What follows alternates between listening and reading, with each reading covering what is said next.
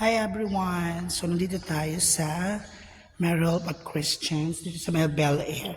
So I'm sorry. Sorry. Hi everyone! So nandito tayo sa Mother of Perpetual Help dito sa may Bel Air. So since it's my first time dito sa church, so nagdasal tayo sa loob, okay? Then of course, so part to ng aming Bisita Iglesia 2025. Ito na yung ikatatlo naming simbahan. So nasa station number 8 na din, 9, station number 9. Kasi 6, 7, 8, station 8 pala, okay? So, 5 more stations. So, ito siya sa loob, okay? So, Mother Perpetual Help dito sa may Bel Air. Santa Rosa Bel Air, okay? Bye!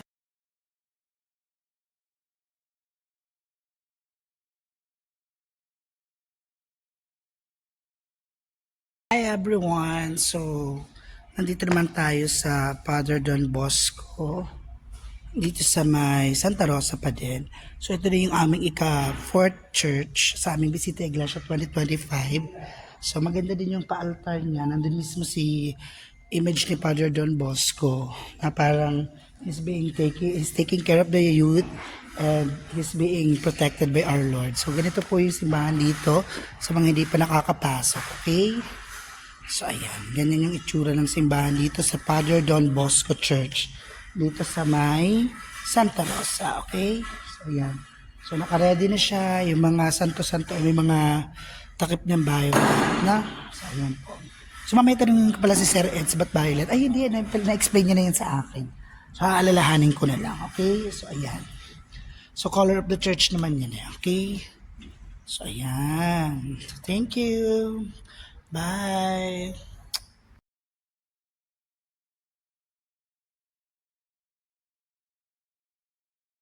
Hi everyone! So, this is our last stop for our Bisita Iglesia 2025. This is the Santo Niño... What's the name of the church again? Santo Niño de Cebu Parish Church. So, ayan siya. So, para ka din namang nasa Basilica ng Santo Niño sa Cebu. So, di ba, alam niyo naman, I've been there. So, ganito din yung itsura, pati yung architecture niya. Pero doon kasi may ganun-ganun pa. Pero ganito din siya. Lalo yung altar, parang in a way, looking like that. Pero maganda in fairness.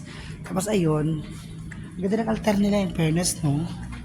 Tapos ayan, tingnan nyo. May ganito. Ito. Ayan. Ganda, di ba? Siyempre, yung mga pa-altar. Tapos nagdasal na kami Labesi. Ayan, si Ate Reggie, si Ate William, si Bessie Edison, ayun.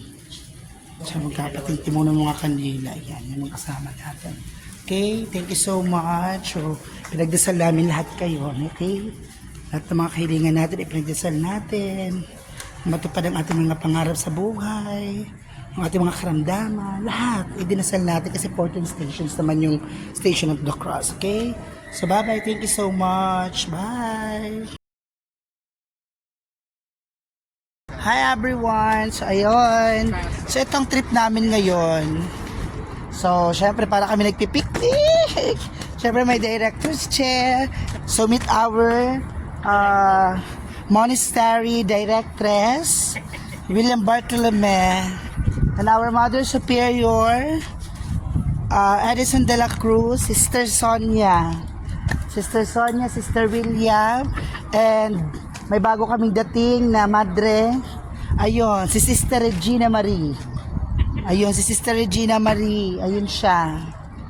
So, yan ay naliligaw ng landas. Kaya, tumakbo sa monasteryo. Pero mali po yun. Hindi po porket naliligaw ng landas, ay pupunta tayo sa monasteryo. Hindi po ganon, ha? Dapat po ay calling yung pagpunta sa monasteryo, okay?